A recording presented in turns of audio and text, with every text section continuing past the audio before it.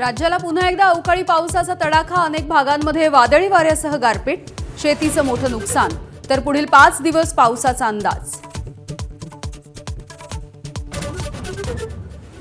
अवकाळी पावसाचा धुमाकूळ, वीज पडून साताऱ्यामध्ये 2 जणांचा मृत्यू, तर जालन्यामध्ये एकानं जीव गमावला, घरांचीही पडझड, 62,000 हेक्टरवरच्या पिकांचं अतोनात नुकसान।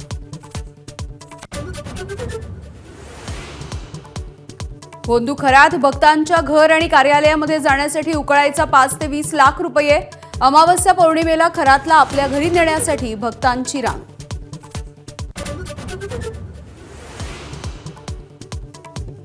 भोंदू अशोक खरातवरती आणखी एक गुन्हा दाखल, शिर्डीमधील 4 एकर भूखंड खरेदीच्या प्रकरणी खरातसह 5 जणांवरती गुन्हा, कर्ज फेडण्यासाठी व्याजाने पैसे देत जमीन बळकावल्याचा आरोप, एकूण गुन्ह्यांची संख्या 11 वर।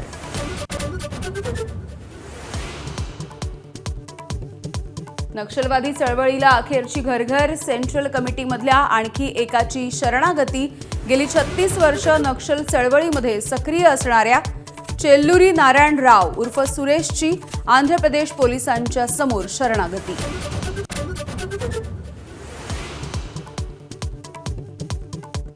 वसईमध्ये क्रूरता आणि बदल्याची परिसीमा गाठणारी संतापजनक घटना, खेळत असलेल्या मुलाला आपटलं, 4 वर्षांच्या चिमुकल्यावरती अतिदक्षता विभागामध्ये उपचार सुरू, वडिलांसोबतच्या भांडणाचा काढला मुलावर राग। अमेरिकेच्या लष्कराचा इराणवरती मोठा हल्ला, 2000 पाऊंडच्या बंकर बस्टर बॉम्बचा इस्फहान शहरावरती वर्षाव, राष्ट्राध्यक्ष ट्रम्पकडून व्हिडिओ पोस्ट।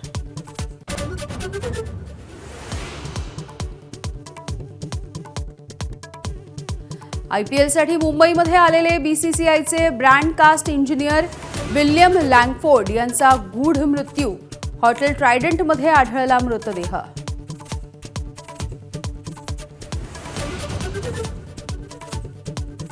पण उद्यापासून नवं आर्थिक वर्ष सुरू होत आहे आणि अनेक नवे नियम लागू होत आहेत। रेल्वे, आयकर कायदा, पॅन, आधार, परदेशातला प्रवास अशा अनेक क्षेत्रामध्ये हे बदल होणार आहेत आणि आयकर कायद्यामधल्या बदलांमुळे नोकरदारांसाठी होणारे हे बदल सुखावह आहेत। हे बदल नेमके काय असतील जाणून घेऊया।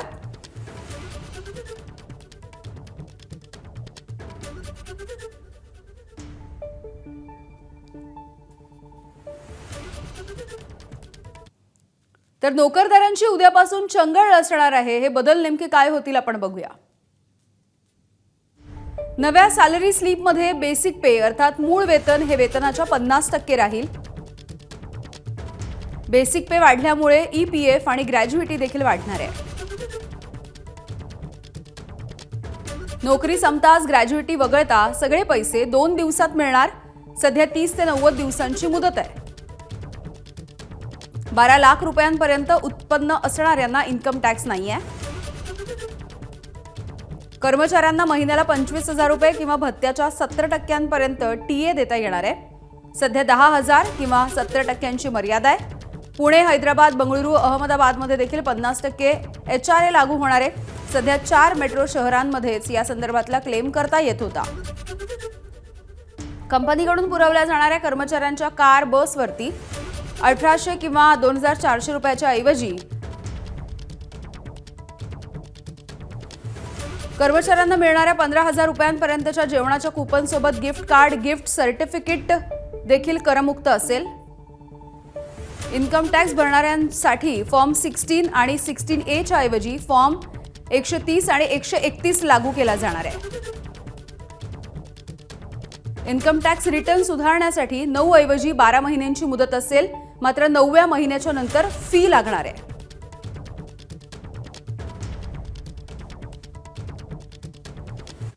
आणि यानंतर जाणून घेऊयात रेल्वेच्या तिकिटांच्या रिफंडमध्ये नेमका काय बदल होणार आहे। रेल्वे गाडी निघण्याच्या 8 तासांमध्ये तिकीट रद्द केलं तर परतावा मिळणार नाही। रेल्वे तिकीट गाडी निघण्याच्या 8 ते 24 तासांपूर्वी रद्द केलं तर 50% परतावा मिळू शकतो। रेल्वे तिकीट हे गाडी निघण्याच्या 24 ते 72 तासांपूर्वी रद्द केलं तर 25% कपात केली जाऊ शकते। गाडी निघण्याच्या 72 तास आधी तिकीट रद्द केलं तर फक्त चार्जेस जे असतात ते लागतील. तर रेल्वे तिकिटाच्या संदर्भातले उद्यापासून हे नवे नियम लागू होत आहेत. नोकरदार आणि रेल्वे प्रवाशांच्या शिवाय इतर अनेक बदल देखील उद्यापासून लागू होणार आहेत. ते नेमके काय असतील बघूया. 1961चा इन्कम टॅक्स कायदा रद्द होऊन नवा इन्कम टॅक्स कायदा 2026 हा लागू होणार आहे. एप्रिल ते मार्चचा जो कालावधी आहे टॅक्स इयर असं नाव असेल. सध्या असेसमेंट इयर अशी त्याची ओळख आहे. परदेश दौरे, परदेशांमधील पाल्याला शिक्षणाचा निधी, वैद्यकीय उपचार यावरती 2% TCS असेल. सध्या तो 5% 20% आहे. इन्कम टॅक्सवरच्या दंडावरती अपील काळाचं व्याज मिळणार नाही. रस्ते अपघातामध्ये मिळालेल्या भरपाईवरती इन्कम टॅक्स लागणार नाही. फक्त आधार कार्डद्वारे पॅन कार्ड मिळणं बंद आहे. जन्मदाखला, मतदार ओळखपत्र, पासपोर्ट, वाहन परवाना, शालांत प्रमाणपत्र, मॅजिस्ट्रेट मंजुरीचं प्रतिज्ञापत्र देखील लागणार आहे. पंजाब नॅशनल बँकेच्या डेबिट कार्डावरची मर्यादा 75,000वरून 50,000पर्यंत कमी करण्यात आली आहे. HDFC बँकेकडून ATM व्यवहाराचे मासिक निर्बंध हटवले जातील. सध्या 5 वेळा तुम्हाला हे ट्रान्झॅक्शन करता येतं असं बंधन आहे. CNG, PNG आणि ATF या हवाई इंधनाचे दर देखील बदलतील. LPGच्या दरांमध्ये बदल होण्याची शक्यता आहे. बायबॅक शेअर्समधून मिळणारे उत्पन्न भांडवली ठरवलं जाईल आणि त्यावरती कर लागू होणार आहे. उद्यापासून देशभर जनगणना होईल. पहिल्या टप्प्यामध्ये घरांची गणना होईल. स्वगणनेचा देखील पर्याय असू शकतो.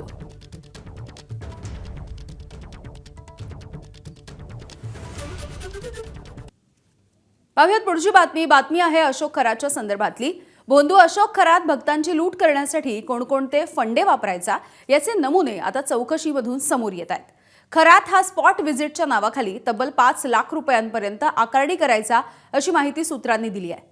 इतकंच नाही तर काही श्रीमंत भक्तांकडून त्याने स्पॉट व्हिजिटसाठी 20 लाख रुपये देखील घेतले. लोकांच्या घरी, कार्यालयामध्ये, व्यवसायाच्या ठिकाणी जाण्यासाठी तो महागड्या गाड्या मागवायचा. काही भक्तांकडून त्याने महागड्या गाड्या उकळल्याही होत्या. अमावस्या, पौर्णिमा या दिवशी खरातकडे भक्तांची रांग लागायची. जास्त पैसे देणाऱ्यांना खरात प्राधान्य द्यायचा अशी माहिती SITच्या चौकशीतून समोर आली आहे. पौर्णिमा आणि अमावस्येच्या दिवशी रात्री उशिरापर्यंत भक्त दर्शनासाठी येत असत. भक्तांच्या मानसिकतेचा गैरफायदा घेत खरातनं आपलं उखळ पांढरं करून घेतलं.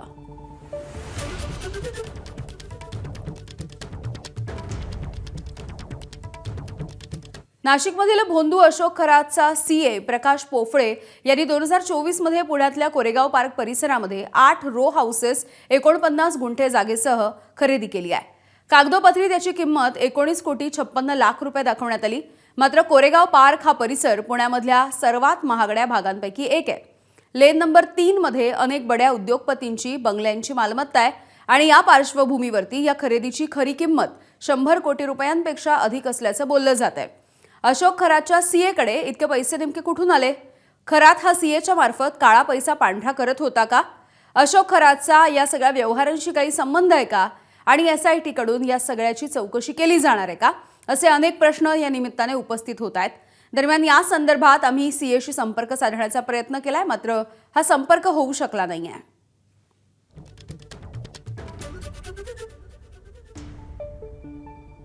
तर ही केवळ आर्थिक फसवणूक नव्हे तर कायद्याचं उल्लंघन आहे. त्यामुळे या सगळ्या प्रकरणाची चौकशी करावी अशी मागणी सामाजिक कार्यकर्ते विजय कुंभार यांनी केली आहे.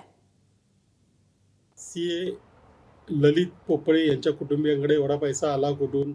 हा पैसा भोंदू खरातच्या मार्फत जमा झालेला काळा पैसा आहे का? हा व्यवहार बेनामी गुंतवणूक आहे का? सदर प्रकरणी SIT, ACB वगैरेंना चौकशीचे आदेश द्यावे आणि सर्व मालमत्तांची तपासणी करून चौकशी करावी. सब रजिस्ट्रारने हे जे काही नोंदवलं त्याची चौकशी करावी आणि काळा पैसा अंतर्गत काही उलाढाली झाली आहे का याची PMLA अंतर्गत तपासणी करण्यासाठी हे प्रकरण पाठवावं अशी मागणी मी मुख्यमंत्र्यांकडे केलेली आहे. खराच्या सीएने 100 कोटींपेक्षा अधिकची मालमत्ता घेतली असेल तर ईडीने दखल घ्यावी अशी मागणी राष्ट्रवादी शरद पवार पक्षाचे प्रदेशाध्यक्ष शशिकांत शिंदे यांनी केली आहे. SIT पुरता हा निर्णय मर्यादित राहत नाही. जर त्यामध्ये हवाला असेल, त्यामध्ये मनी लॉन्ड्रिंग असेल, तर त्यामध्ये वेगवेगळ्या प्रकारच्या यंत्रणासुद्धा आल्या पाहिजेत. मग IT आलं पाहिजे, EDसुद्धा आलं पाहिजे आणि त्यांनी ती चौकशी करून त्याच्या पाठीमागे जे कोणी आहेत आणि आज जर चुकीच्या पद्धतीने झाला असेल तर आमची मागणी आहे की 100% याच्यावर अशा प्रकारची कारवाई करणं गरजेचं आहे. बोंधू अशोक खरातवरती आता आणखी एक गुन्हा दाखल झालाय. शिर्डीमधल्या 4 एकर भूखंडाच्या खरेदीच्या प्रकरणी बोंधू अशोक खरात याच्यावरती हा नवीन गुन्हा दाखल झाला. अशोक खरातसह 5 जणांवरती हा गुन्हा दाखल करण्यात आलाय. मूळ जमीन मालक रावसाहेब गोंदकर यांच्या फिर्यादीवरून हा गुन्हा दाखल करण्यात आला.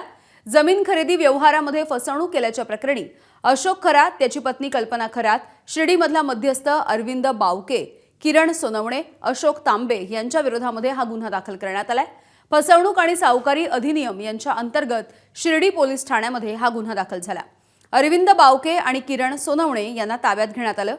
कर्ज फेडण्यासाठी व्याजाने पैसे देत जमीन बळकावल्याचा आरोप आहे. शिर्डीमध्ये बोंधू खरातची कोट्यवधी रुपयांची मालमत्ता आहे. सर्व व्यवहारांची SITच्या मार्फत चौकशी होती आहे.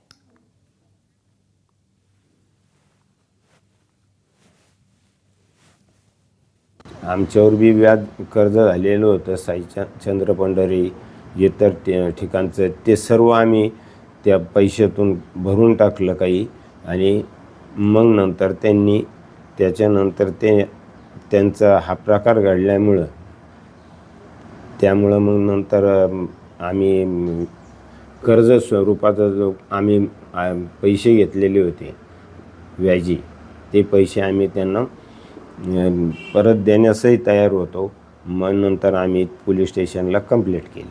आता सरकारविषयी आमची एकच मागणी आहे की आमची जमीन आम्हाला परत मिळावी. त्याच्यावर आमचं पोट चालतं आहे, आमचं परपंच पण त्याच्यावरच आहे. पण सरकारला आमची कळकळून विनंती की ह्या खरात विषय तुम्ही जाचून तपासणी करा. आमची फसवणूक झालेली याबद्दल, याच्यात आम्हाला काही माहीत नव्हतं. तो व्यक्ती असा अशोक खरात नावाचा व्यक्ती इतका फ्रॉड निघेल अशी तुम्हाला कधी कल्पना आली होती? नाही. ज्यावेळेस आम्ही त्यांची आमची प्रॉपर्टी ज्यावेळेस आम्ही TV वर बघितली त्यावेळेस आम्हाला कळलं. आमचे भाऊ म्हणले तुमची प्रॉपर्टी त्यांनी त्याच्या नावावर करून घेतली, तेव्हा आम्हाला कळलं. अशोक खरातच्या प्रकरणामध्ये नवीन अपडेट समोर येते. अशोक खरातने राजकीय नेत्यांची नावं कोड वर्डमध्ये सेव्ह केली होती. कोणतीही राजकीय निर्णय घेण्यापूर्वी ते राजकीय नेते बोंधू अशोक खरात याचा सल्ला घेत असल्याचं देखील कळतंय. निवडणुकीमध्ये फॉर्म भरण्यापूर्वी देखील राजकीय नेते अशोक खरातला वेळ आणि तारीख विचारायचे. SITला 2 दिवसांपूर्वी फॉरेन्सिक टीमकडून क्लोन डेटा अहवाल मिळाला. अशोक खरातच्या प्रकरणी SITकडून तांत्रिक पुरावे आणि मोबाईल डेटाच्या माध्यमातून नवनवे खुलासे बाहेर येण्याची शक्यता आहे. दरम्यान 40 ते 45 राजकीय नेते अशोक खरातच्या नियमित संपर्कात असल्याची माहिती सूत्रांनी दिली. बोंधू अशोक खरातच्या मुलीच्या लग्नपत्रिकेमध्ये सत्ताधारी आणि विरोधी पक्षामधल्या नेत्यांची नावं देखील छापण्यात आली आहेत.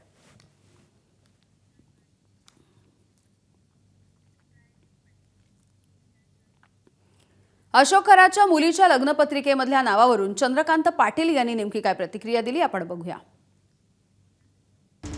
आपली ग्रामीण पद्धतच आहे ना.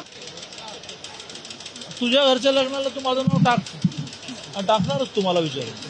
तर त्याच्यामध्ये येणार की नाही येणार, विचारलं की नाही विचारलं, याच्यापेक्षा एक प्रतिष्ठा असते. इतक्या सगळ्या जणांनी निमंत्रण दिलं, त्यामुळे आत्ताच कळलं मला की माझं नाव पत्रिकेवर. बोंधू अशोक खरातवरती लिहिलेल्या नामकर्ण आवारेंच्या पुस्तकावरून ठाकरेंच्या शिवसेनेच्या नेत्या सुषमा अंधारे यांनी काही आरोपही केलेत.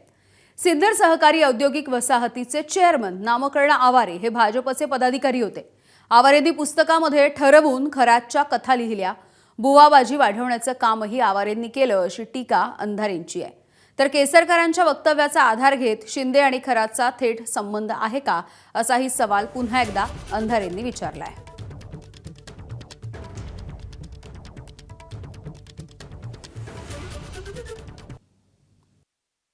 केसरकर असं म्हणतात की मी एकटा गेलो नव्हतो. माननीय मुख्यमंत्री होते शिंदेसाहेब मुख्यमंत्री असताना मी शिंदेसाहेबांना घेऊन गेलो होतो. म्हणजे केसरकर प्रत्यक्ष अप्रत्यक्षरित्या माजी मुख्यमंत्री आणि सध्याचे उपमुख्यमंत्री असणाऱ्या एकनाथ शिंदे यांचे खरातशी संबंध आहेत असं सांगू इच्छितात का? नेमकं या सगळ्यांमध्ये त्यांना सूचित काय करायचं आहे हे त्यांनी एकदा स्पष्ट केलं पाहिजे. नामकर्ण आवारे हा भाजपच्या उद्योजक आघाडीचा सरचिटणीस. हा जो आवारे आहे हा 15 वर्ष शिवनिका ट्रस्टवर संचालक होता. म्हणजे शिवनिका ट्रस्टवर आवारे आणि आवारेच्या बँकेवर खरात या दोघांचे आर्थिक हितसंबंध आहेत. ही सिन्नर तालुका औद्योगिक सहकारी संस्था, या संस्थेमध्ये जे 400 उद्योजक आहेत त्या 400 पैकी 12 उद्योजकांची मिळून एक संचालक कार्यकारिणी बनते. त्या 12 पैकी एक हा आवारे होता. आवारेने त्याला बसायला जागा करून दिली खऱ्यातला. तिकडे येणाऱ्या प्रत्येक उद्योजकाला जर काही अडचणी येत असतील, व्यापारामध्ये बिझनेसमध्ये काही कमी जास्त होत असेल, तर आवारे लगेच सांगायचा, तुम्ही जरा खरात गुरुजींना हात दाखवता का, खरात गुरुजींना पत्रिका दाखवता का. असं करून एक एक इंडस्ट्रियलिस्ट खरातपर्यंत पोचवायचं काम आवारेने केलं. आवारेने जे पुस्तक लिहिलं असा मी नामकर्ण, या पुस्तकामध्ये साधारण 18 पानं आहेत, पान क्रमांक 67 पासून पुढची. ही जर पानं वाचली तर लक्षात येईल आवारेने जाणीवपूर्वक ठरवून खरात कसा सिद्ध पुरुष आहे हे सांगणाऱ्या चमत्कारिक कथा लिहिल्या. म्हणजे बुवाबाजी वाढवण्याचं काम हे आवारेने केलं. अशोक खरातचं प्रकरण ताजं असताना नांदेडमध्ये अजून एका भोंदूबाबाचा पर्दाफाश झालाय. नांदेडमधल्या बद्दूर इथून भोंदूबाबा ज्ञानेश्वर नागोराव कोरडे उर्फ तलवार बाबा याला बिलोली पोलिसांनी ताब्यात घेतलंय. अंगात आल्याचा बनाव करून तलवारीचा धाक दाखवून हा भोंदू गोरगरीब जनतेची फसवणूक करत असल्याचा आरोप आहे. भोंदूबाबा स्वतः हातामध्ये तलवार घेऊन देवाचा अवतार असल्याचं भासवत होता आणि दरम्यान या भोंदूबाबाला पोलिसांनी ताब्यात घेतलं. त्यावेळेला त्याच्या समर्थकांनी चक्क पोलिसांचीच कॉलर पकडली आणि धक्काबुक्की केली आहे. या प्रकरणी 2 जणांच्या विरोधात गुन्हा देखील दाखल करण्यात आला.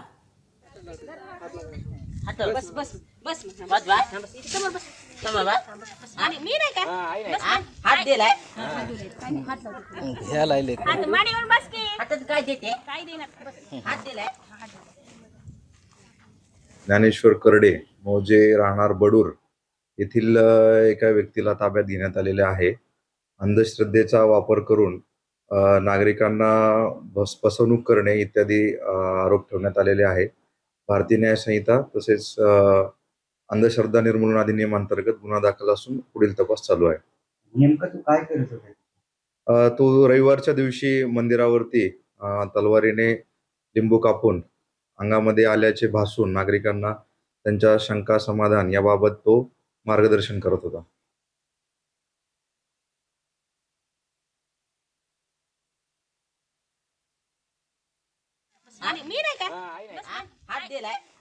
तलवार बाबा हा मागील अनेक महिन्यापासून त्या ठिकाणी आघोरी तलवार हातात घेऊन दरबार भरून जर लिंबू कापून उतारे करणे, वाऱ्या केलं नाही तर तुम्हाला नुकसान होईल, तुम्हाला कोप होईल असं सांगायचा. बिलोली पोलिसांनी त्यांच्यावर छापा मारून त्यांना पकडण्यात आलेलं आहे.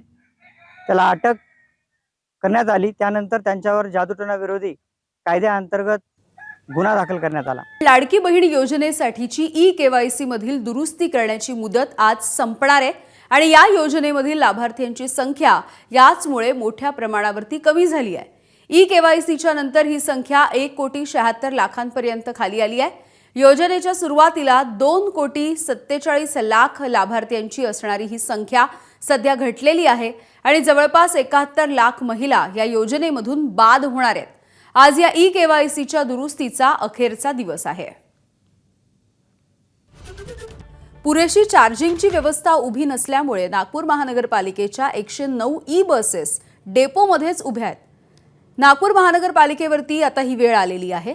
नागपूर महानगरपालिकेकडे एकूण 385 ई बसेस उपलब्ध आहेत आणि यापैकी 276 बसेस सध्या नियमित रस्त्यावरती धावत आहेत. पुरेसे चार्जिंग स्टेशन्स नसल्यामुळे 109 बसेस सध्या बंद अवस्थेमध्ये उभ्या असल्याचं परिवहन सभापती मंगला खेकरे यांनी मान्य केलं आहे. नागपूर महानगरपालिकेकडे असलेल्या ई बसेसपैकी 109 ई बसेस सध्या जाग्यावर उभ्या आहे. त्याचं प्रमुख कारण जे पुढे आलं आहे की नागपूर महानगरपालिकेकडे या ई बसेस चार्जिंग करण्याचं जे इन्फ्रास्ट्रक्चर पाहिजे ते पुरेसं नसल्यामुळे कुठेतरी या ई बसेसला उभे ठेवण्याची वेळ आलेली आहे. नागपूर महानगरपालिकेकडे सध्याच्या स्थितीमध्ये 385 ई बसेस आहे. त्यापैकी फक्त 276च ई बसेस या पुरेशा चार्जिंग होतात आणि त्या धावतात. मात्र 109 ई बसेस अशा आहे ज्या आपल्या डेपोमध्ये सध्या उभ्या असल्याची माहिती पुढे येत आहे. या संदर्भात नागपूर महानगरपालिकेने तातडीची बैठक देखील घेतली. त्या बैठकीमध्ये काही धक्कादायक माहिती पुढे आलेली आहे की जे ॲग्रीमेंट झालेलं आहे त्या ॲग्रीमेंटमध्ये काही टर्म्स अँड कंडिशनमध्ये चुका झाल्या, त्यामुळे ही वेळ आली असं देखील बोललं जातं. मात्र चार्जिंग स्टेशन उभं करून देण्याची जबाबदारी ही नागपूर महानगरपालिकेची आहे. आणि ज्या प्रकारची माहिती मिळते की एक ई बस ही चार्ज करायला साधारण 1 तास लागतो. वेगवेगळ्या कंपन्यांचा वेगवेगळा वेळ आहे. साधारण प्रत्येक बसचं किलोमीटरप्रमाणे एकदा चार्ज केल्यानंतर काही बस 150 किलोमीटर चालतात तर काही बस हे 450 किलोमीटरपर्यंत देखील चालतात. असं असताना देखील जे इन्फ्रास्ट्रक्चर पाहिजे ते पुरेसं नसल्यामुळे कुठेतरी 109 ई बसेस सध्या उभ्या ठेवण्याची वेळ आल्याची माहिती नागपूर महानगरपालिकेच्या परिवहन सभापती मंगला खेकरे यांनी दिली. मात्र 1 आठवड्याच्या आत आम्ही ही पूर्ण परिस्थिती सुधरवू असं त्यांना आश्वासन दिलेलं आहे. कॅमेरामॅन मिथुन आत्मनेसह तुषार कोहळे, ABP माझा, नागपूर. छत्रपती संभाजीनगर शहरामध्ये रिक्षाच्या संपामुळे सिटी बसच्या सेवेला मात्र मोठा फायदा होत असल्याचं समोर येत आहे. रस्त्यावरती रिक्षा नसल्यामुळे प्रवाशांनी मोठ्या प्रमाणावरती सिटी बसचा पर्याय निवडलाय आणि यामुळे सिटी बस विभागाचं उत्पन्न एका दिवसामध्ये 7 लाखांवरून थेट 21 लाख रुपयांपर्यंत जाऊन पोहोचलंय. तसंच प्रवाशांची संख्या देखील 22,000वरून वाढून तब्बल 55,000पर्यंत पोहोचली आहे. मुख्य परिचालन अधिकारी संजय सुपेकर यांनी दिलेल्या माहितीनुसार वाढलेल्या गर्दीचा सामना करण्यासाठी सोमवारी शहरामधल्या बसेसची संख्या ही 75वरून 85 करण्यात आली होती. दरम्यान रिक्षा संप सुरू राहिला तर सिटी बस सेवेला आणखी प्रतिसाद मिळण्याचीही शक्यता आहे.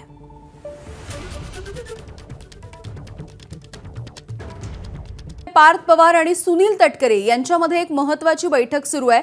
पक्षाच्या कार्यालयामध्ये पार्थ पवार आणि सुनील तटकरे या 2 महत्त्वाच्या राष्ट्रवादीच्या नेत्यांची बैठक सुरू आहे.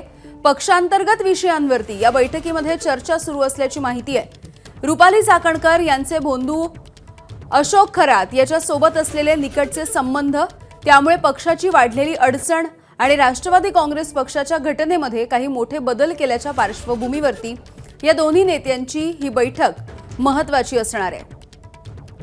त्यामुळे या सगळ्या संदर्भात बैठकीत नेमकी काय चर्चा होते हे बघणं महत्त्वाचं आहे. निलेश, 2 महत्त्वाचे मुद्दे म्हणजे गेल्या काही दिवसामध्ये जो वादंग महाराष्ट्रामध्ये सुरू आहे भोंदूबाबा अशोक खरातच्या मुद्द्यावरून, आणि दुसरं म्हणजे जी घटना आता काहीशी बदलली गेली आहे ज्याच्यामध्ये 3 जे वेगवेगळ्या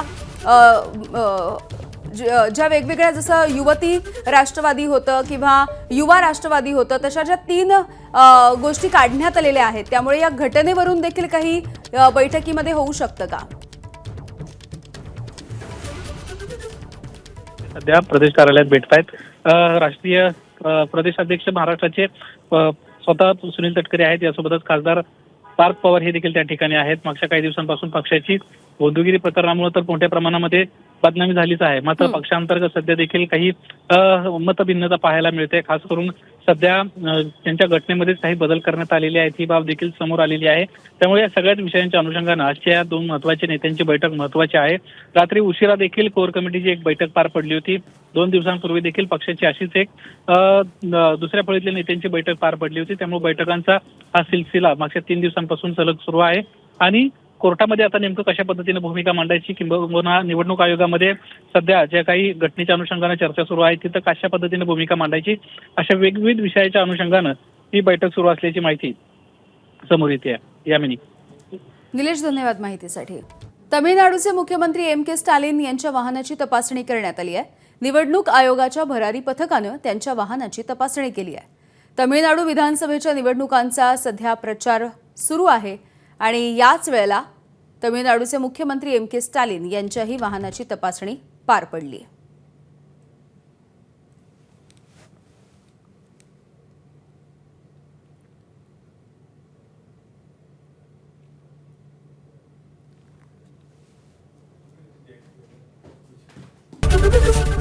ABP माझा, उघडा डोळे बघा नीट. आहे.